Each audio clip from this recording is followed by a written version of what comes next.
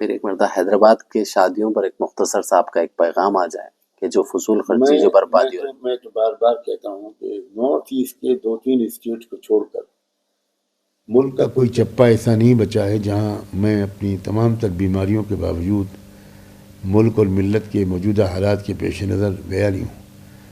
پچھلے 15-16 سال سے میرا علمی کام رک گیا، میرا تصنیفی کام رک گیا، اس لیے کہ میں شہر شہر گاؤں گاؤں جا رہا ہوں. حیدرآباد میں صلاحیتیں بہت ہیں، لیکن مجھے بہت دکھ کے ساتھ یہ کہنا پڑ رہا ہے کہ حیدرآباد کے لوگوں سے زیادہ، خاص طور پر مسلمانان حیدرآباد سے زیادہ، اپنے مال اور خوشحالی کو ویسٹ کرنے والے کہیں کے مسلمان کم سے کم میں نے نہیں دیکھے. مسلمانان حیدرآباد کو یہ بات معلوم ہونی چاہیے کہ RSS یا اس کے بعد نمبر 2 پر جو سب سے بڑا برہمنی NGO ہے گایتری پریوار کے نام سے، تو انہوں نے اپنے ممبرز پر شرطیں لگا رکھی ہیں کہ آپ کو 50,000 روپے سے زیادہ نہیں خرچ کرنا، 51,000 روپے سے زیادہ نہیں خرچ کرنا. بہت سخت شرطیں لگا رکھی ہیں، اور وہ پیسہ، اپنا پیسہ قومی مشن میں لگا رہے ہیں. اور مسلمانان، پورے ملک کے مسلمان اور خاص طور پر حیدرآباد کے مسلمان، وہ اپنی آمدنی کا شاید میرے خیال میں 80-90% پیسہ ایک دن میں پھونک دیتے ہیں. زندگی بھر کماتے ہیں اور شادی کے دن سب کو جلا دیتے ہیں. ایک دوسرے سے آگے بڑھانا، ایک دوسرے کو نیچا دکھانا. جتنے شادی خانے میں نے حیدرآباد میں دیکھے ہیں، مجھے یاد نہیں کہ میں نے کہیں اور دیکھے ہوں. اور جتنے کھانے کا ویسٹیج یہاں دیکھا ہے، اتنا شاید ہی کہیں دیکھا ہو. تو یہ اللہ کے عذاب کو دعوت دینے والی چیز ہے. نظام حیدرآباد کے دسترخوان بھی بہت بڑے ہوا کرتے تھے، لیکن پھر انجام کیا ہوا؟ تو اللہ تعالیٰ کبھی بھی کسی طاقت کو بھی کھڑا کر دیتا ہے، لیکن وہ تو ڈنڈا ہوتا ہے، پیچھے اللہ کا ہاتھ ہوتا ہے. میں بہت محبت اور احترام کے ساتھ مسلمانان حیدرآباد سے درخواست کروں گا کہ آپ کچھ کریں یا نہ کریں، اپنے مال کے خرچ کی ترتیب کو درست کریں. قوم کی غربت اور جہالت کو دور کرنے پر اپنا مال لگائیں.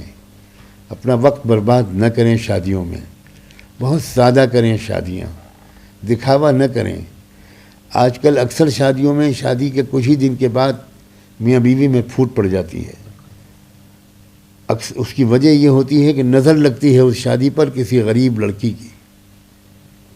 اگر یہ شہنائی بجاتی ہوئی بارات گزرے گی اور سڑک کے کنارے کوئی جھوپڑی، کوئی گھر ہوگا جس میں کسی غریب گھرانہ رہتا ہوگا، اور اس بیٹی نے کھڑکی سے جھانک کر اس بارات کو دیکھ لیا اور پھر تکیے میں منہ چھپا کر پھوٹ پھوٹ کے رونے لگی کہ کاش میرا باپ زندہ ہوتا، میں یتیم نہ ہوتی، کاش میرا باپ اتنا غریب نہ ہوتا، تو مجھے بھی کوئی دلہن بنا کر لے جاتا. مجھے ڈر ہے کہ اس غریب لڑکی کی آہ اگر لگ گئی تو ساری دنیا کے تعویذ لکھنے والے تعویذ لکھتے رہیں گے، لیکن جو عذاب اس لڑکی کی آہ کی وجہ سے اس شادی شدہ جوڑے پر آئے گا، اسے کوئی تعویذ ٹال نہیں سکتا. میری بہت گزارش ہے کہ خدا کے لیے اسلام کو بدنام نہ کریں. میں ایک بار ایک ہائی کورٹ کے مسلم جج کی بیٹی کی شادی میں شریک تھا. میں شادیوں میں نہیں جاتا، بالکل نہیں جاتا، لیکن اس شادی میں جو گیا تھا، آج سے 15-20 سال پہلے کی بات ہے، وہ ایک بہت بڑے اللہ والے کے حکم پر گیا تھا. تو وہ چونکہ جن صاحب کی بیٹی کی شادی تھی وہ ہائی کورٹ کے جج تھے، اور لڑکے کے باپ جو تھے وہ IPS آفیسر تھے، ہمارے UP کے DG کے وہ پرسنل اسسٹنٹ تھے. تو ان سے بھی میرا رابطہ تھا.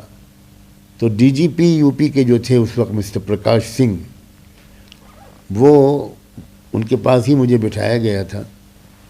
تو انہوں نے مجھ سے پوچھا کہ مولانا، ہم لوگوں کے بچپن میں ہم لوگوں کے گھروں میں شادیوں میں بہت بےہودگی اور فضول خرچی ہوتی تھی، آپ لوگوں کے یہاں کی شادیاں بہت سادہ ہوتی تھیں. اب بالکل الٹ گیا معاملہ، کیا بات ہے، اس کی وجہ کیا ہے؟ تو میں نے ان سے کہا کہ میں اس تقریر میں اگر آپ اجازت دیں تو میں کھل کر اس کا جواب دوں.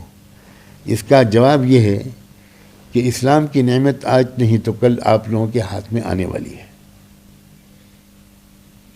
یاد رکھیے کہ میں بہت آن ریکارڈ یہ بات کہہ رہا ہوں.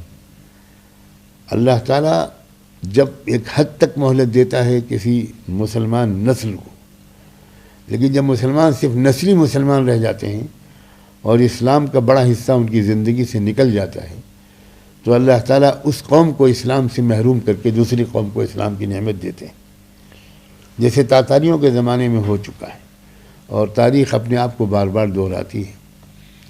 اس وقت بھی آپ دیکھیے کہ فلسطینی قوم کی ہمت، بہادری اور ہر حال میں اللہ کا شکر ادا کرتے رہنے کے ان کے عادت کو دیکھ کر سینکڑوں اور ہزاروں لوگ مغرب میں مسلمان ہو گئے، اور روز یہ سلسلہ جاری ہے۔ تو یہ مسلمان جو ہو رہے ہیں یہ اتفاقی واقعہ نہیں ہے، ہمارے اندر سے اسلام جا رہا ہے، دوسری قوموں کو مل رہا ہے اور ملے گا۔ ایک وقت آئے گا کہ ہماری ملک کی اقوام کو بھی یہ نعمت ملے گی۔ ہماری دعا ہے کہ سب کو ملے، مگر اللہ ہم سے نہ چھینے، ہمیں صحیح مسلمان بن کر جیتے رہنے کی توفیق عطا ہو۔